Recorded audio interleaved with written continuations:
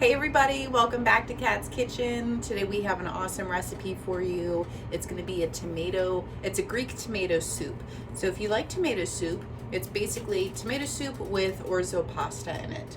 So we're already getting started here. I'm going to show you what we've got. And also guys, please like, share, and subscribe.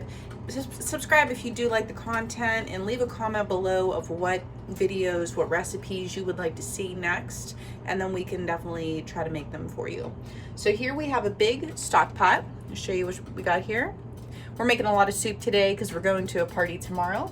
I have some extra virgin olive oil on the bottom here heating up, and I'm just going to give it a little bit of a spin so that we can get that oil all around. And then I have one medium onion chopped.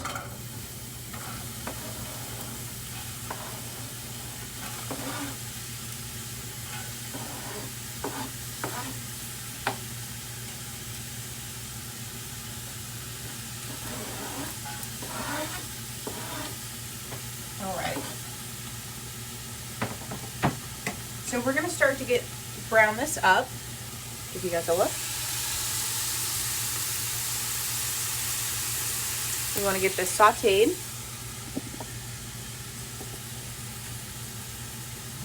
This recipe is so easy. It really is. It doesn't really take that many ingredients. And it's so simple to do.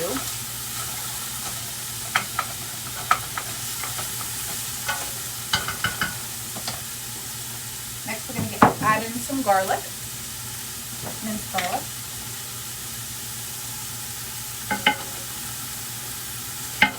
I will leave the recipe in the description box below, but I'm basically tripling this recipe because I'm going to a party tomorrow.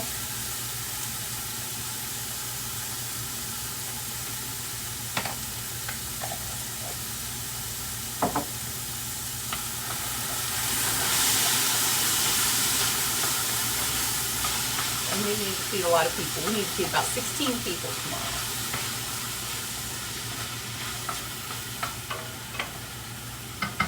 We're going to cook these onions until they're translucent. And then back here I have 4 cans of crushed tomatoes. I have 1 can of tomato paste. I may need to add another one in. I'll check that out later.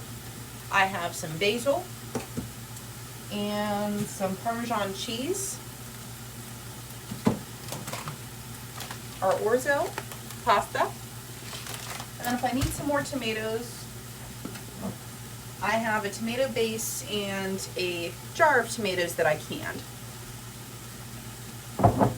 And then obviously we have our seasonings. Our seasonings are Italian seasoning mix, crushed red peppers, oregano, garlic powder, onion powder, parsley, and then salt and pepper.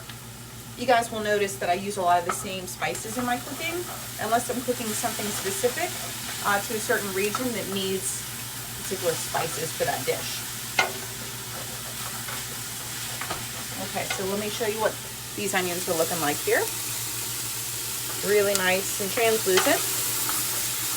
And the garlic is just starting to stick to the bottom, but it's not bad at all yet. So what we're going to do is we're going to pop our crushed tomatoes in here now. And then here's where we're going to kick back the heat. We're going to turn that back to like a 2 or 3. Turn that flame down. Scrape all these tomatoes out.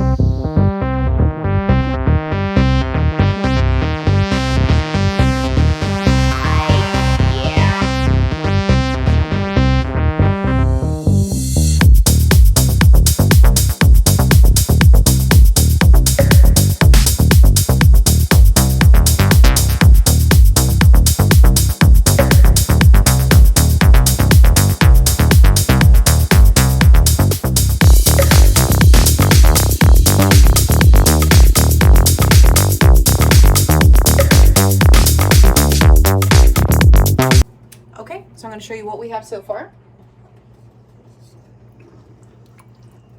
Just going to give it a nice mix.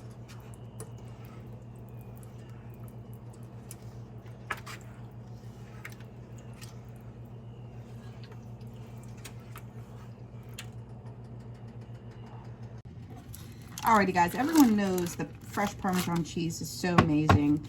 So what we're gonna do for our soup is cut the rind off. And so the rind is obviously just the hard, waxy part of the cheese. And you really can't grate it. So we're just gonna slice along here to cut that off. This is the bit that will flavor your soups, your sauces, whatever you put it in. And we are gonna put this right in our pot. And then we are gonna finish seasoning our dish. So just pop that right in there. No big deal. Next, leave the lid off, of course, because we're gonna start seasoning it. So I'm gonna add in basil.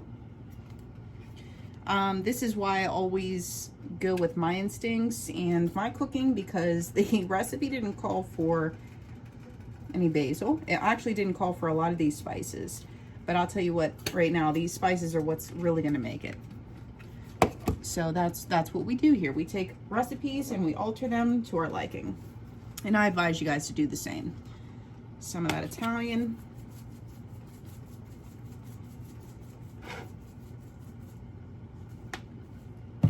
We need a little bit of heat, a little crushed red pepper flake, but just a little bit, a little splash, nothing crazy. Dried oregano.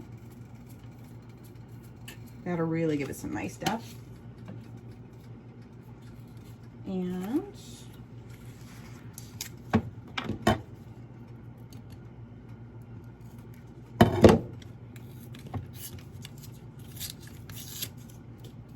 little garlic powder.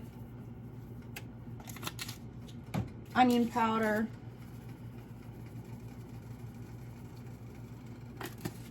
parsley.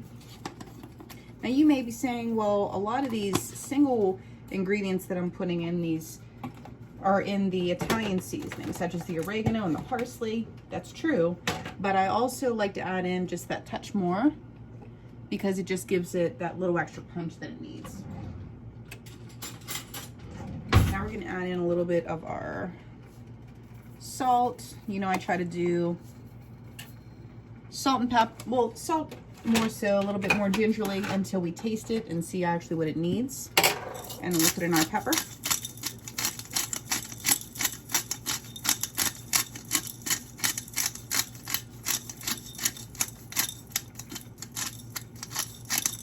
Now I had 4 cans of that tomato puree. I'm going to show you in our pot right here, it's only filled up about 1/3. So I'm probably going to have to add in those other tomato products that I've canned. Okay, so I've mentioned this before. Obviously, you want to clean off your canned goods, whether it's store-bought cans or home canned food. And then we're going to listen for that seal. This little thing isn't very good to open. There it is. And then you smell. It smells good. And then we're going to put that into our soup.